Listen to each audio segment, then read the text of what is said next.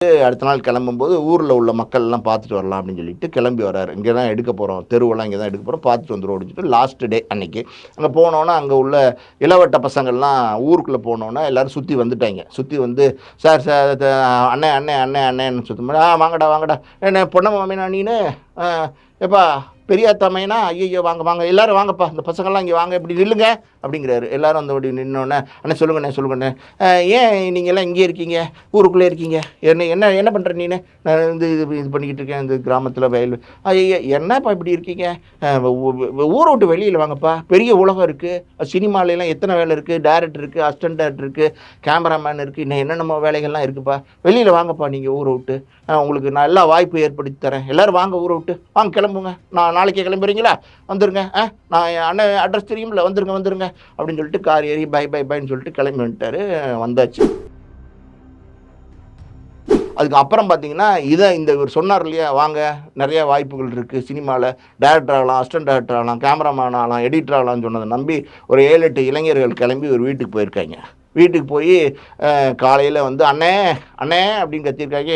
எப்பா என்னப்பா நீங்களாம் வந்திருக்கீங்க என்ன எதுவும் விசேஷமா அப்படின்னு கேட்டிருக்காரு. போய் இல்லை அண்ணே நீங்கள் தானே சொன்னீங்கண்ணே நாங்கள் அதனால் உள்ள வேலையெல்லாம் அங்கே ஊரில் உள்ள பொழப்பெல்லாம் விட்டுட்டு இங்கே வந்துட்டேண்ணே டேரக்டர் ஆகலான்னு சொன்னீங்களே என்ன அப்படின்னா உடனே ஏண்டா என்ன நீ வந்து முந்திரி காட்டில் முந்திரி பொறுக்க மாட்டியா முந்திரி பொறுக்க மாட்டியா ஏன் நீ மம்பூட்டி வெட்ட மாட்டியா வயலில் நாற்று நட்ட மாட்டியா இன்னும் ஒரு பேச்சுக்கு சொன்னாங்க ஊரில் சொன்னாங்க உடனே கிளம்பி வந்துட்டீங்க எல்லோரும். மணிவண்ணன் சார் எவ்வளோ பெரிய முற்போக்குவாதி எவ்வளோ பெரிய சிந்தனை அதாவது வித்தியாசமான சிந்தனைகள் உள்ளவர். அவர்கிட்ட வந்து இவர் வீடு தேடி போய் இந்த 9 ரூபா நோட்டு நாவலை வந்து கொடுத்துருக்காரு. கொடுத்துட்டு நீங்கள் வந்து இதை படிக்கணும் இது வந்து பெரிய நல்ல நாவல் நீங்கள் இது படிக்கிறேன் இப்போ படிச்சுட்டு எனக்கு சொல்லுங்கள் அப்படின்னு சொல்லிட்டு கொடுத்துட்டு வந்திருக்காரு. சரி தம்பி நான் படிக்கிறேன் அப்படின்னு சொல்லிட்டு ஒரு புக்கை வாங்கி வச்சுருக்காரு. 2 நாள் கழித்து காலையில் மணிவண்ணன் வீட்டுக்கு மறுபடியும் காப்பி குடிச்சிட்டு இருக்கும்போது இவர் போயிருக்காரு. என்ன தம்பி வாங்க உட்காருங்க அப்படின்னு சொல்லிட்டு நான் கொடுத்த புக்கை படிச்சிட்டிங்களா புத்தகத்தை இன்னும் படிக்கலையா அது எவ்வளோ பெரிய காவியம் அதை வந்து நீங்கள் இப்படி இது பண்ணிட்டீங்களே படிக்காமல் இருக்கீங்களே பெரிய விஷயத்தை நீங்கள் வந்து தெரிஞ்சுக்காமல் இருக்கீங்களே என்ன இப்படி பண்ணிட்டீங்க அப்படி இப்படின்னு அவர்கிட்ட போய் கேட்டிருக்காரு. அவர் என்ன பண்ணியிருக்காரு இருப்பா வரேன் அப்படின்னு சொல்லிட்டு உள்ளே எழுந்திரிச்சு போயிருக்காரு. இவர் வந்து காப்பி கொடுக்க வராரு போல் அப்படின்னு சொல்லி வெயிட் பண்ணியிருக்காரு. திருப்பி அந்த புக்கை வந்து அவர் கையில் கொடுத்து இந்தாப்பா அந்த காவியத்தை நீயே வச்சுக்கோ நீயே படி அப்படின்னு சொல்லி கோவத்தில் கொடுத்துட்டாராம்.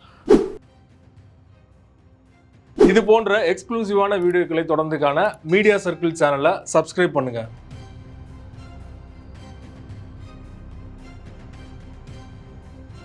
மீடியா சர்க்கிள் நேயர்களுக்கு வணக்கம். இன்றைக்கு நம்மோட நேர்காணலுக்காக ஆஸ்கார் மூவிஸ் தயாரிப்பாளர் பாஸ்கர் அவர்களுடைய மகன் தயாரிப்பாளர் பாலாஜி பிரபு அவர்கள் நம்மோடு இணைந்திருக்கிறார். அவரோடு பேசலாம். சார் வணக்கம். வணக்கம். நம்ம சேனலில் நீங்கள் பேசின தங்கர் பச்சான் கண்டென்ட் வந்து மிகப்பெரிய அளவில் ரீச் ஆனது. ஆடியன்ஸே வந்து நிறைய பேர் வந்து கமெண்ட் பண்ணியிருந்தாங்க தங்கர் பச்சான் அவர்களுடைய உண்மையான முகம் இதுதானா நம்ம வந்து வேறு மாதிரி நினச்சிட்டு இருந்தோம் ஆனால் இந்த மாதிரி அவருடைய கேரக்டர் இந்த மாதிரி அப்படின்னு சொல்லிட்டு நிறைய பேர் கமெண்ட் பண்ணியிருந்தாங்க.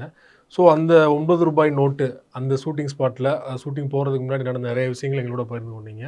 ஸோ அதில் வேறு ஏதாவது சம்பவங்கள் நீங்கள் விடுபட்டுருச்சா நீங்கள் பேச விட்டுட்டீங்களா? அதாவது நிறைய பேசலாம். ஆனால் தங்கர் பச்சனின் சொல்ல மறந்த கதை ஒன்று இருக்குது. அதாவது வந்து 9 ரூபா நோட்டு படத்துக்கு லொக்கேஷன் பார்த்த கதை. அது பார்த்திங்கன்னா பெரிய காமெடி கதை. அந்த கதைக்குள்ளே நம்ம போவோம். தங்கர் பச்சனோட ஊர் வந்து பத்திரக்கோட்டை. அந்த ஊர்லேயே நம்ம இந்த படத்தை ஷூட் பண்ணலாம் அங்கேயே லொக்கேஷன் பார்க்கலான்னு சொல்லிட்டு தங்கர் பச்சன் சார் அவரோட அசிஸ்டன்ஸு நான் என் கம்பெனி சார்பாக ஒரு ப்ரொடக்ஷன் மேனேஜரு கம்பெனி சார்பாக ஒரு அசோசியேட் டைரக்டர் இத்தனை பேர் 2 காரில் கிளம்பி பண்டுட்டி போகிறோம். பண்டுட்டியில் ஒரு ஈவினிங் ஒரு 7-8 மணி போய் ரீச் ஆகிறோம். அங்கே பண்டுட்டியில் ரூமெல்லாம் ஆல்ரெடி அரேஞ்ச்மெண்ட்ஸ் பண்ணி வச்சுருக்கு. எல்லாேருக்கும் ரூம் ஃபெசிலிட்டிஸ் கிடைக்குது. தங்கர் பச்சன் ரூமில் ஒரு ரூம் கொடுத்துருக்கோம். தங்கர் பச்சன் சார் வந்து ஒரு 9 மணியை போல் டிஃபன்லாம் சாப்பிட்டு வந்து எல்லோரும் களைப்பாக இருப்பீங்க பயண களைப்பு இருக்குல்ல ஆமாம் இல்லையா பாலாஜி அதனால் நம்ம நாளைக்கு காலையில் நம்ம சந்திப்போம் அப்படின்னு சொல்லிட்டு சரி சார் ஓகே சார் அப்படின்னு சொல்லிட்டு ரூமில் படுக்க போயிட்டார். அடுத்த நாள் காலையில் 10 மணிக்கு எல்லோரும் ரெடியாக அசம்பிள் ஆகியிருந்தோம். 2 காரில் அதே மாதிரி கிளம்புறோம். கார் வந்து பத்திரக்கோட்டை அவருடைய ஊர் கிராமம். அந்த ஊரை நோக்கி கார் போகுது. அங்கே முதல்ல கார் போய் ஒரு பூக்கடை மாதிரி ஒரு சின்ன ஒரு இடம் இருக்குது. சின்ன சின்ன பூக்கடைகளாக இருக்குது அங்கே. ஒரு நெரிசலான ஏரியாவாக இருக்குது. அதாவது பூ மார்க்கெட்டுன்னு நினைக்கிறாங்க பத்திரக்கோட்டையில். அங்கே போய் கார் நிற்கிது. கார் நின்னோடனே தங்கர்பச்சன் சார் இறங்கிட்டு அசிஸ்டன்ஸு என்னையெல்லாம் பார்த்து கொஞ்ச நேரம் காரில் இருங்க, நான் இதை வந்துடுறேன், பூ மார்க் ஒரு வேலை இருக்குது இங்கே, இதுதான் ஃபஸ்ட்டு லொக்கேஷனு, சென்டிமெண்ட்டாக ஒரு பூக்கடையை நம்ம பார்ப்போம், அது எப்போவுமே நான் தனியாக போய் பார்ப்பேன், அதனால் போயிட்டு வந்துடுறேன், கொஞ்சம் இருங்க அப்படின்னு சொல்லிட்டு அந்த பூக்கடைக்குள்ளே போயிடுறாரு தங்கர்பச்சன். போனோன்னே பார்த்தீங்கன்னா, நாங்கள் வெயிட் பண்ணுறோம் காரில், மற்றவங்கலாம் போயிருக்கோம் இல்லையா, இத்தனை பேரும் வெயிட் பண்ணிக்கிட்டு இருக்கோம். ஆனால் அவர் வந்து திரும்பி வரவே இல்லை. 1 மணி நேரம் ஆகுது, 2 மணி நேரம் ஆகுது, 2.5 மணி நேரம் ஆகுது. அதுக்கப்புறம் நான் என்னோடய ப்ரொடக்ஷன் மேனேஜரை கூப்பிட்டு, ஐயோ என்னையா இது, அவர் உள்ளே போனவர் வெளியிலே வரல, வெயிட் பண்ணுங்கன்னு சொல்லிட்டு போய் காரில் எவ்வளோ நேரம் ஏன் உட்காந்துருக்குது, என்னன்னு போய் பாரியா அப்படின்னு சொன்னோன்னே அவர் போகிறாரு. போயிட்டு ஒரு 5 நிமிஷம் கழித்து திரும்பி வராரு. வந்து எங்கிட்ட காதில் மெதுவாக, சார் இந்த மாதிரி வந்து யாரோ பூக்கடையில் பூ பண்ணிக்கிட்டே இருக்கான் சார், அவன் வந்து இந்த ஏரியா புரோக்கர் மாதிரி இருக்கான் சார், வீடு வாங்கி கொடுக்குற புரோக்கர் மாதிரி இருக்கான், நிலமெல்லாம் வாங்கி கொடுக்குற புரோக்கர் மாதிரி இருக்கான், அவன்கிட்ட வந்து ஒரு சுவாரஸ்யமாக நான் போனது கூட தெரியாமல், அது என்ன அந்த இடம் என்ன, அது எத்தனை ஏக்கரு, இது அட்வான்ஸ் கொடுத்துடலாமா, அது முடிச்சு விடுங்களேன், அது ஏன் ஒத்துக்க மாட்டேங்கிறானா, அப்படி இப்படின்லாம் பேசிகிட்டு இருக்கார் சார். நான் வந்து சார்னோடனே டக்குன்னு ஷாக் ஆகிட்டு, என்ன இங்கே வந்துட்டீங்க, வந்துடுறேன், இந்த இது லொக்கேஷன் விஷயமாக தான் பேசிக்கிட்டு இருக்கேன், இது நமக்கு நண்பர் சவளமுத்து, அவர் வந்து இந்த பூக்கடையில் எடுக்கணும்னா அவர் வேணும், அது பேசிகிட்டு இருக்கேன், இந்த வந்துடுறேன் நீங்கள் போயிருங்க, அப்போ வந்துடுறேன் அப்படின்னு சொல்லிட்டு என்னை அனுப்பிச்சி விட்டார் சார். அப்படின்னோடனே என்னைய அது லொக்கேஷன் பார்க்க வந்துட்டாருன்னு சொல்லிட்டு இடம் புரோக்கர்கிட்ட பேசிகிட்டு இருக்கிறாரு, இடம் வாங்குறதுக்குன்னு சொல்கிறேன் அப்படின்னோடனே, சரி சார் என்ன சார் பண்ண முடியும் அப்படின்னா, சரி வெயிட் பண்ணுவோம் அப்படின்னோடனே இன்னொரு 1/2 மணி நேரம் கழித்து அவர் வந்தார். வாங்க எல்லோரும் மதிய உணவு சாப்பிடுவோமா, நம்ம சொந்தக்காரவங்க ஒருத்தவங்க இருக்காங்க, அவங்க வீட்டு உணவு சொல்லியிருக்கேன் நான், அங்கே போய் நம்ம சாப்பிட்ருவோம் அப்படின்னோடனே அங்கே போனோடனே தடபுடலாக அவர் டேரக்டர்லேயே அழகிலாம் ஏற்கனவே பண்ணியிருக்கிறாரு, சொல்ல மறந்த கதையெல்லாம் பண்ணியிருக்கிறாரு. அதனால் வந்து தடபுடலாக அவருக்கு வந்து உணவு ரெடி பண்ணி வச்சுருக்காங்க. ஒரு சொந்தக்காரவங்க வீடுன்னு எல்லாருமே அங்கே தான் சாப்பிட்டோம் அன்றைக்கி மத்தியானம்.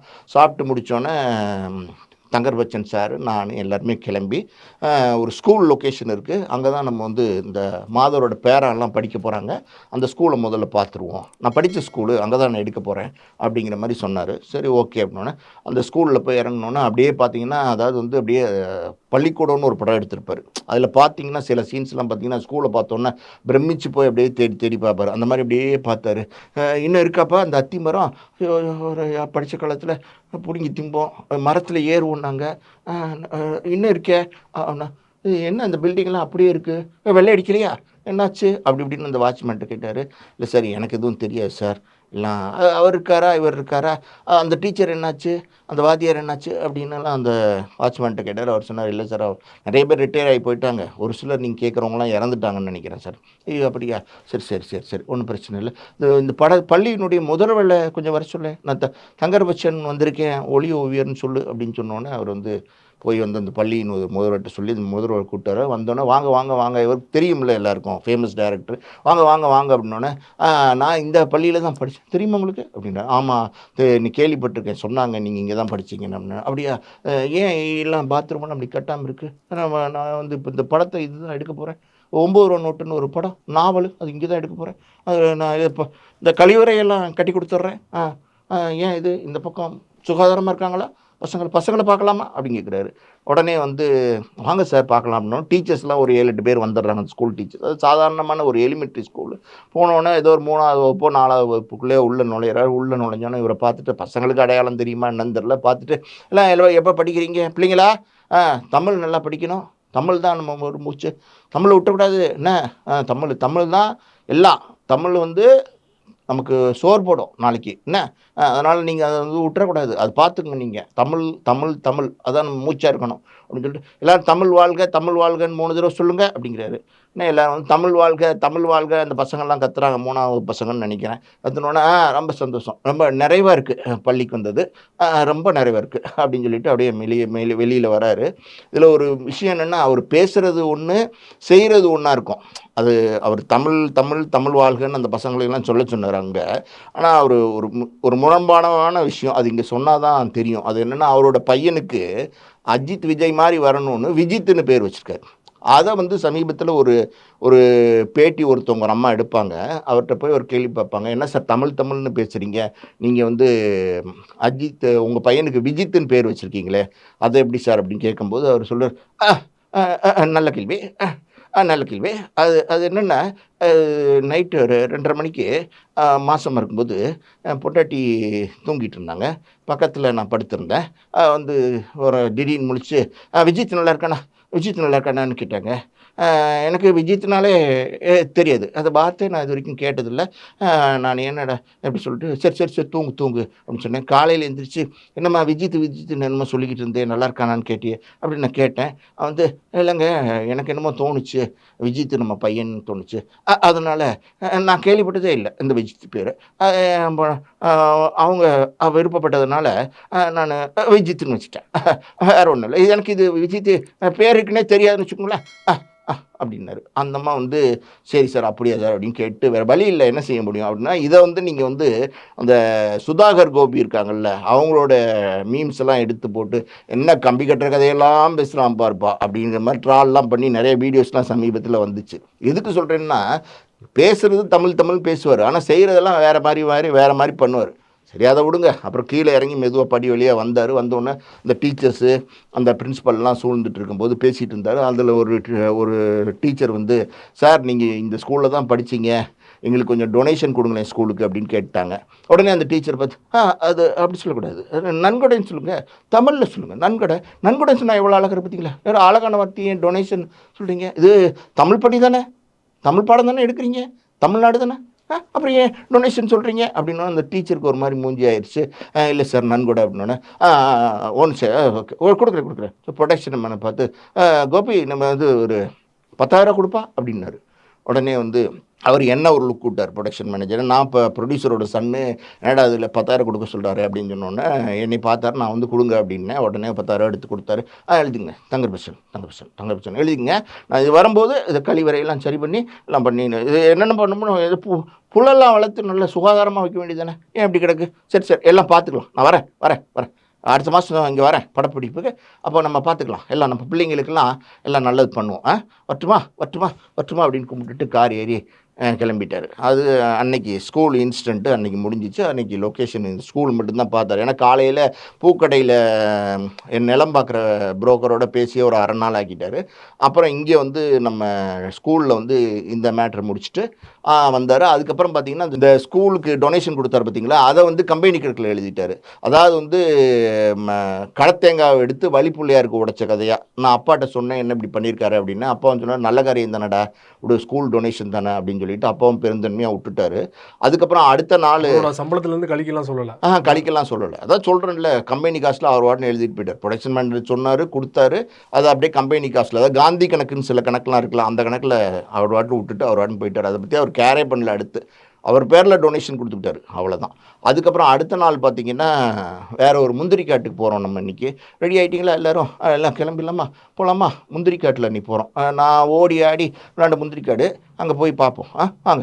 அங்க நம்ம மாதவரு அங்க அப்படியே சுத்திட்டு போவாரு. அப்படியே கோமணம் கட்டிட்டு திரிவாரு. அப்படியே ஒரு ஆடு மேய்ச்சிட்டு இருப்பாரு. நல்லாருக்கும் அந்த இடம். நம்ம பார்ப்போம் அப்படின்னு கார்ல போம்போதெல்லாம் பேசிட்டு வராரு. எங்கூட அந்த அசிஸ்டன்ட் டைரக்டர் சொல்லிலாம் பேசிட்டு வராரு. சரின்னோன ஒரு முந்திரி காட்டுக்குள்ள கார் போகுது. கார் போய் நின்னோனே எல்லாரும் இறங்குறாங்க. அருமையா இருக்கு. பார்த்தீங்களா? பலாமரம் வந்து ஒண்ணு இருக்கு பார்த்தீங்களா? அது பாதியா வெட்டி உட்கார்ற மாரி இருக்கு. இங்க தான் நம்ம மாதவர் வந்து உட்காந்துருப்பாரு. ஒரு பலாமரம் வெட்டி, அதான் அந்த தூர் மட்டும் விட்டுருப்பாங்க. இங்க தான் நம்ம மாதவர் வந்து அப்படியே சோகமா உட்காந்துருப்பாரு. "அப்பா அந்த சீன் இங்க தான்ப்பா எடுக்குறோம். பார்த்துக்க இந்த பலா மரத்த நோட் பண்ணி வச்சுக்கங்க. அத பார்த்துங்க, இத பார்த்துங்க" அப்படின்னு பேசிட்டே இருக்காரு. அசிஸ்டன்ட் டைரக்டர் "எப்படி இருக்கு பார்த்தீங்களா முந்திரி காடு? அந்த காலத்தில நாங்க இப்படிதான் முந்திரியெல்லாம் பறிச்சு திம்போம்" அப்படி இப்படின்னு சொல்லிட்டு இருக்காரு. அதுக்குள்ள பார்த்தீங்கன்னா, ஒரு கேரக்டர், "டேய் தங்கராசு! டேய் எப்படா வந்த?" அப்படின்னு ஓடி வராரு. அங்க அந்த காட்டுக்குள்ள இருந்து, அந்த முந்திரி காட்டுக்குள்ள இருந்து ஓடி வராரு. இவருக்கு அவர பார்த்தோனே இவருக்கு ஷாக்கு. "அ அ மன்னாரா வா வா நல்லா இருக்கியா?" அப்படின்னு.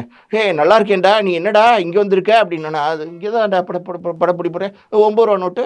நான் நாவல் எழுதுனேன்ல, மிகச்சிறந்த ஆகச்சிறந்த படைப்புடா. அது இங்க தான் எடுக்க போறேன். நம்ம ஊர்ல எடுத்துடலான்னு வந்துட்டேன். மண் வாசனை வேணும்ல, அதான் இங்கேயே வந்துட்டேன். இந்த புரொடியூசர் இருக்காரு. இந்த அசிஸ்டன்ட் டைரக்டர்லாம் இருக்காங்க. பாரு படப்பிடிப்பு படம் நடத்த போறேன்டா" அப்படின்னாரு. "நான் அப்படியா படப்பிடிப்பு நடத்த போறியா? ரொம்ப சந்தோஷம்டா. நீ இங்க நம்ம ஊர்ல என் கூட ஒண்ணா படிச்சு போட்டு இவ்வளோ பெரிய ஆளாயிட்ட நீ மெட்ராஸ்ல போய். ரொம்ப சந்தோஷம்டா" அப்படிங்கிறாரு. "வாடா உனக்கு வந்து கோலி சோடா வாங்கி தரேன்" அப்படிங்கிறாரு. அதெல்லாம் நான் குடிக்க மாட்டேன். அதெல்லாம் குடிக்க மாட்டேன். கோலி சோடாலாம் வேண்டாம்." "என்னடா கோலி சோடா வேணாங்கிற?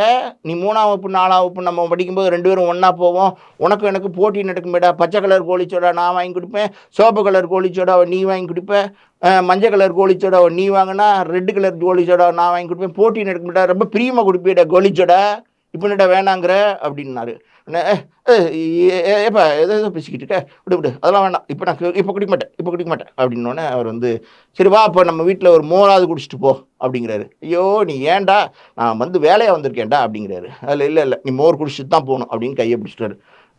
விடமாட்டான், வாங்க போய் மோர் குடிச்சிட்டு வருவோம், விடமாட்டான், குடிக்கலைன்னா விடமாட்டான், ரொம்ப பாஸ்கார பையன் அப்படின்னு சொல்லிட்டு அவர் வீட்டுக்கு சும்மா ஒரு அரைப்பரலாங்க நடந்து போனோன்னே ஒரு வீடு இருக்குது. அந்த வீட்டுக்குள்ளே போனோடனே ஒரு பாட்டி வந்து சாணி தட்டிக்கிட்டு இருக்கு. அங்கே உட்காந்து பாட்டிக்கிட்ட பார்த்து பாட்டி யாரும் தெரியுதா அப்படின்னு கேட்குது. பாட்டி வந்து இப்படி மெதுவாக பார்த்துட்டு யாரும் தெரியலையே அப்படிங்குது. நம்ம தங்கராசு பாட்டி. தங்கராசா என்ன பட்டணக்கரையில் என்னமோ படம் எடுத்துக்கிட்டு இருக்கான்னு சொன்னாங்க, இங்கே வந்திருக்கான் தங்கராசா இது அப்படின்னு. ஆமாம் பாட்டி ஆத்தா நான் இங்கே படம் எடுக்க தான் வந்தேன், அது இவன் பார்த்தா மன்னார் பார்த்தா மோர் குடின்னு கூப்பிட்டு வந்துட்டான், நீங்கள் எப்படி இருக்கிறீங்க நல்லா இருக்கிறீங்களா அப்படின்னு. நல்லா இருக்கேன், உன்னை அடையாளமே தெரியல, இங்கே வாராசா பக்கத்தில் சின்ன வயசில் பார்த்தது அப்படின்னு சொன்னோன்னே பக்கத்தில் போனோன்னே பாட்டி வந்து அவரை வந்து சாணி கையோடு பிடிச்சிருச்சு. ஐய அப்படின்னு சொல்லி இப்படி நெளிஞ்சார். என்ன இப்படி நெளிகிற, சின்ன வயசில் நீனும் என் பேரனும் ஸ்கூல் விட்டு வந்தோடனே சாணியை உருட்டி உருட்டி கொடுப்பீங்களே, நான் சாணி தட்டுறதுக்கு மறந்து போச்சா அப்படின்னு. ஐயோ இது என்னென்னத்தையோ பேசிக்கிட்டு இருக்கு கிளவி, டே சீக்கிரம் மோரை கொண்டாடா குடிச்சிட்டு போகிறேன் அப்படின்னு சொல்லிட்டு மோரை வாங்கி டப்ப டப்பன்னு குடித்தார். வரேன்த்தா இங்கே தான் படம் எடுப்போகிறேன், இங்கே தான் இருக்கேன். அப்புறம் அந்த ஃப்ரெண்டு சொல்கிறாரு, தங்கராசு நீ வந்து நாளைக்கு சாப்பிட்டு போடா நம்ம வீட்டில், நான் ஏதாவது கோழி அடித்து ரெடி பண்ணி வைக்கிறேன் அப்படிங்கிற. இவர் என்ன சொல்கிறாரு, இதான் இருக்க போகிறேன், இந்த ஒரு 2 மாதம் இங்கே தான் படம் எடுக்க போகிறேன், இந்த முந்திரி தோப்பில் தான் படுத்து கிடக்க போகிறேன், கைத்து கட்டியில் போட்டு நம்ம வீட்டை சாப்பிட்றதுக்கு நான் வரேன் இப்போ வேலையாக வந்திருக்கேன் அப்படின்னு சொல்லிட்டு அவர் கிளம்புறாரு. அன்னைக்கு லொக்கேஷன் அதோடு முடிஞ்சு ரூமுக்கு வந்தாச்சு. பண்ருட்டியில் ரூமுக்கு வந்தாச்சு. மறுபடியும் அடுத்த நாள் காலையில் கிளம்புறாரு. அடுத்த நாள் காலையில் கிளம்பி ஒரு லொக்கேஷன் பார்க்க போகிறோம். அது என்ன லொக்கேஷன்னா சுடுகாட்டு லொக்கேஷன். அதாவது அது அந்த படத்துக்கு ஏதோ இடத்துல ஒரு சிச்சுவேஷனில் தேவைப்படுது. இது வந்து எங்கள் ஊர் சுடுகாடு அப்படின்னா ஒரு சின்ன சுடுகாடு, ரொம்ப ஒரு மினிமைஸ்டாக ஒரு சின்ன சுடுகாடாக இருக்குது. அது போய் அந்த சுடுகாட்டில் இறங்கினோன்னே உள்ளே போய் பார்க்குறாரு. அப்படி மெதுவாக போகிறாரு, அப்படியே பார்க்குறாரு. இதுதான் எங்கள் ஊரில் உள்ளவங்களாம் இங்கே தான் இது பண்ணுவாங்க, பதிப்பாங்க, அந்த பக்கம் ஏறிப்பாங்க, இந்த பக்கம் பதிப்பாங்க, அப்படி இப்படி பார்த்துக்கிட்டே போகிறாரு. கூட வந்து அந்த லோக்கல் ஆளுங்கள்லாம் இருப்பாங்கள்ல, அவங்க ஒரு 2 பேர் வந்திருக்கிறாங்க. பார்த்துட்டு தங்கராசு அப்படிங்கிறாரு. இப்படி சொல்லாதப்பா பேரெல்லாம் இந்த ஊரில். சொல்லுப்பா என்னப்பா அப்படின்னோடனே, இது யார் தெரியுமா அப்படின்னு. யார், நம்ம முந்திரி தோப்பு மாணிக்கம் அப்படின்ற. அவரா எப்படி இருந்தார் பார்த்தீங்களா, 6 அடியில் இருப்பார், இங்கே வந்து புழைச்சிட்டாங்க அவ்வளோதான். அது எல்லாரையும் பார்த்து அசிஸ்டன்ட் டாக்டர் எங்களை எல்லாம் பார்த்து அது பார்த்தீங்களா, இதுதான் வாழ்க்கை. இது பணம் காசு புகழ் பேர் ஒன்றுமே இல்லை, இதுதான் வாழ்க்கை. இது 6 அடி தான் எல்லாருக்கும், இது இங்கே தான் வரணும் நம்ம எல்லோரும். அதனால் இந்த உலகத்தை வந்து நம்ம தெரிஞ்சுக்கணும்னா எல்லோரும் வந்து சுடுகாட்டில் வந்து ஒரு நாள் வந்து அது என்ன எப்படி இருக்காங்க என்ன அதெல்லாம் பார்க்கணும், தெரியணும் அப்படி சொல்லிக்கிட்டே இருக்காரு. தத்துவம்லாம் சொல்லிக்கிட்டு இருக்கும்போது அதுக்குள்ளே சங்கு சத்தம் கேட்குது, சவுண்டிலாம் அடித்து ஒரு டெட் பாடி ஒன்று ஒரு 50-60 பேர் கொண்டு வந்துட்டுருக்காங்க சுடுகாட்டுக்குள்ளே. தங்கர்பச்சன் அதை பார்த்துட்டு யார் இறந்து போயிட்டா அப்படின்னு சொல்லி கேட்குறாரு பக்கத்தில் இருந்தவர்கிட்ட. அவர் வந்து தெரியலையே தங்கரு, எனக்கு ஒன்றும் எதுவும் செய்தி வரலையே, ஊரில் யாரும் இறந்து போன மாதிரி, என்னன்னு பார்த்துட்டு வரேன் அப்படின்னு சொல்லிட்டு அவர் போய் பார்த்துட்டு வர்றார். பார்த்துட்டு ஓடி வந்து, எப்பா தங்கரு அந்த உங்க கூட படித்தான இந்த ஊழமுக்கு மன்னார் அவன் இறந்து போயிட்டான்ப்பா அப்படிங்கிற. ஐயோ என்னப்பா சொல்கிற, என்ன சொல்கிற, ஐயோ நேற்றுக்கு தான் அவன் வீட்டில் மோர் கொடுத்தான், நேற்றுக்கு தான் வந்து பேசிக்கிட்டு இருந்தான், சாப்பிடவான்னு கூட கூப்பிட்டானே, என்ன இறந்து போயிட்டாங்கிற, என்னாச்சு அப்படின்றதுக்குள்ள ஒரு பெரியவர் வந்து அங்கே வந்து, எப்பா குடிச்சிட்டு வந்து பொண்டாட்டியோட பெரிய தகராறு போலப்பா, நேற்றுக்கு ராத்திரி போலா, காலையில் எந்திரிச்சு பார்த்தா வேப்ப மரத்தில் தூக்கில் தொங்கிக்கிட்டு இருந்துட்டான்ப்பா, பாவம்ப்பா சின்ன பையன் இளவட்ட பையன் இப்படி இறந்து போயிட்டான்ப்பா அப்படின்னோடனே தங்கர்பச்சன் அப்போ இருந்து ரொம்ப, அதாவது எப்படி சொல்கிறது, ரொம்ப பதட்டம் ஆகிட்டார், ரொம்ப நர்வஸ் ஆகிட்டார். படபடன்னு வந்துருச்சு அவருக்கு. ஏன்னா முதல் நாள் மோரெல்லாம் கொடுத்தாருல அந்த ஃப்ரெண்டு தான் அந்த மன்னாருங்கிறவர். அவர் ரொம்ப பதட்டம் ஆகிட்டார். பதட்டம் பண்ணோன்னே நான் கூட கேட்டேன், சார் தண்ணி கிண்ணி குடிக்கிறீங்களா சார் அப்படின்னு கேட்டேன். இல்லை வாங்க போகலாம் அப்படிங்கிற மாதிரி. அதாவது ஒரு எப்படி சொல்கிறது, ஃப்ரெண்டு இறந்துட்டார், அதுவும் நேத்திக்கு கூப்பிட்டு மோரெல்லாம் கொடுத்து பேசிகிட்டு இருந்தவர் இன்றைக்கி இறந்துட்டாருன்ன போது அந்த ஷாக் வந்து அவருக்கு ரொம்பவே இருந்துச்சு. அந்த இம்பேக்ட் பார்த்தாலே தெரிஞ்சிச்சு. படபடன்னு கையெல்லாம் நடுங்க ஆரம்பிச்சிச்சு. சரி வாங்க சார் போயிடலாம், இன்றைக்கி லொக்கேஷன்லாம் பார்க்க வேண்டாம் அப்படின்னு சொல்லிட்டு உடனே அவரை கூப்பிட்டு வந்து காரில் வந்து ரூமில் பண்ருட்டியில் இறக்கி விட்டோம். பண்ருட்டியில் ரூம் போய் சாயந்தரம் ஒரு 5 மணிக்கு படுத்தவர் தான் அடுத்த நாள் காலையில் தான் எந்திரிச்சார். அவர் டிஃபன் கூட சாப்பிடல. அவர் அசிஸ்டன்ட் என்கிட்ட சொன்னார், சார் ரொம்ப நேத்திக்கு மூட் அவுட்டில் இருந்தார், டிஃபன் கூட சாப்பிடல, அப்படியே படுத்துட்டார் அப்படின்னு சொன்னார். அடுத்த நாள் காலையில் எந்திரிச்சு, அதாவது லொக்கேஷன்லாம் பார்த்தாச்சு, கிட்டத்தட்ட அது 3 நாளுக்குள்ளே பார்த்தாச்சு. பார்த்துட்டு அடுத்த நாள் கிளம்பும்போது ஊரில் உள்ள மக்கள்லாம் பார்த்துட்டு வரலாம் அப்படின்னு சொல்லிட்டு கிளம்பி வராரு. இங்கே தான் எடுக்க போகிறோம், தெருவெல்லாம் இங்கே தான் எடுக்க போகிறோம், பார்த்துட்டு வந்துடும் அப்படின்னு சொல்லிட்டு லாஸ்ட் டே அன்னைக்கு அங்கே போனோன்னா அங்கே உள்ள இளவட்ட பசங்கள்லாம் ஊருக்குள்ளே போனோன்னா எல்லோரும் சுற்றி வந்துட்டாங்க. சுற்றி வந்து சார் சார் அண்ணே அண்ணே அண்ணே அண்ணேன்னு சுத்தம் வாங்கடா வாங்கடா என்ன பொண்ணை மாமினா நீனு எப்பா பெரியாத்தம்மைனா ஐயோ வாங்க வாங்க எல்லோரும் வாங்கப்பா, இந்த பசங்கள்லாம் இங்கே வாங்க, இப்படி நில்லுங்க அப்படிங்கிறாரு. எல்லோரும் அந்த அப்படி நின்னோடனே அண்ணே சொல்லுங்கண்ணே சொல்லுங்கண்ணே, ஏன் நீங்கள் எல்லாம் இங்கே இருக்கீங்க, ஊருக்குள்ளே இருக்கீங்க, என்ன என்ன என்ன பண்ணுற நீனு, நான் இது பண்ணிக்கிட்டு இருக்கேன் இந்த கிராமத்தில் வயல். ஐயோ என்னப்பா இப்படி இருக்கீங்க, ஊரை விட்டு வெளியில் வாங்கப்பா, பெரிய உலகம் இருக்குது, சினிமாலெலாம் எத்தனை வேலை இருக்குது, டேரக்டர் இருக்குது, அசிஸ்டன்ட் டேரக்டர் இருக்குது, கேமராமேன் இருக்குது, இன்னும் என்னென்ன வேலைகள்லாம் இருக்குப்பா, வெளியில் வாங்கப்பா நீங்கள் ஊரை விட்டு, உங்களுக்கு நான் எல்லா வாய்ப்பு ஏற்படுத்தி தரேன், எல்லோரும் வாங்க ஊரை விட்டு வாங்க, கிளம்புங்க, நான் நாளைக்கே கிளம்புறீங்களா, வந்துருங்க, நான் அண்ணன் அட்ரஸ் தெரியும்ல, வந்துருங்க அப்படின்னு சொல்லிட்டு கார் ஏறி பை பைன்னு சொல்லிட்டு கிளம்பி வந்துட்டார். வந்தாச்சு, வந்து லொக்கேஷன் பார்த்துட்டு வந்தாச்சு. அதுக்கு அப்புறம் பார்த்தீங்கன்னா இந்த இவர் சொன்னார் இல்லையா, வாங்க நிறையா வாய்ப்புகள் இருக்குது, சினிமாவில் டேரக்டர் ஆகலாம், அசிஸ்டன்ட் டேரக்டர் ஆகலாம், கேமராமேன் ஆகலாம், எடிட்டர் ஆகலாம்னு சொன்னதை நம்பி ஒரு 7-8 இளைஞர்கள் கிளம்பி ஒரு வீட்டுக்கு போயிருக்காங்க. வீட்டுக்கு போய் காலையில் வந்து அண்ணே அண்ணே அப்படின்னு கத்திருக்காங்க.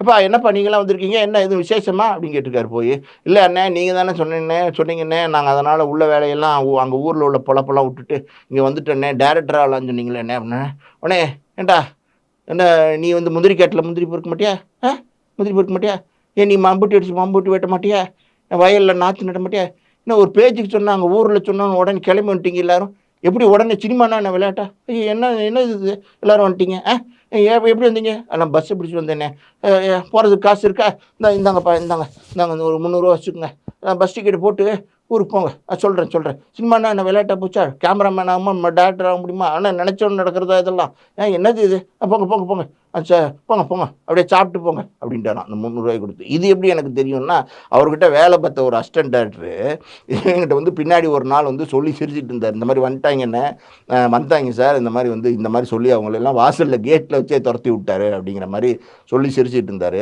இதே மாதிரி நிறையா விஷயங்கள் இஷ்டத்துக்கு பண்ணிகிட்டு இருப்பார். இன்னொரு விஷயம் சொல்கிறேங்க இல்லைங்க, மணிவண்ணன் சார் எவ்வளோ பெரிய முற்போக்குவாதி, எவ்வளோ பெரிய சிந்தனை, அதாவது வித்தியாசமான சிந்தனைகள் உள்ளவர்.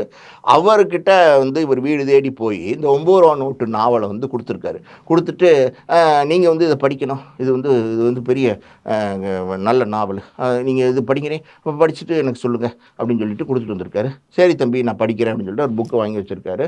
2 நாள் கழித்து காலையில் மணிவண்ணன் வீட்டுக்கு மறுபடியும் காப்பி குடிச்சிட்டு இருக்கும்போது இவர் போயிருக்காரு. என்ன தம்பி வாங்க உட்காருங்க அப்படின்னு சொல்லிட்டு, நான் கொடுத்த புக்கை படிச்சிட்டிங்களா புத்தகத்தை, இன்னும் படிக்கலையா, அது எவ்வளோ பெரிய காவியம், அதை வந்து நீங்கள் இப்படி இது பண்ணிட்டீங்களே, படிக்காமல் இருக்கீங்களே, பெரிய விஷயத்தை நீங்கள் வந்து தெரிஞ்சிக்காமல் இருக்கீங்களே, என்ன இப்படி பண்ணிட்டீங்க அப்படி இப்படின்னு அவர்கிட்ட போய் கேட்டிருக்காரு. அவர் என்ன பண்ணியிருக்காரு, இருப்பா வரேன் அப்படின்னு சொல்லிட்டு உள்ளே எழுந்திரிச்சு போயிருக்காரு. இவர் வந்து காப்பி கொடுக்க வராரு போல அப்படின்னு சொல்லி வெயிட் பண்ணியிருக்காரு. திருப்பி அந்த புக்கை வந்து அவர் கையில் கொடுத்து, இந்தாப்பா அந்த காவியத்தை நீயே வச்சுக்கோ, நீயே படி அப்படின்னு சொல்லி கோவத்தில் கொடுத்துட்டாராம்.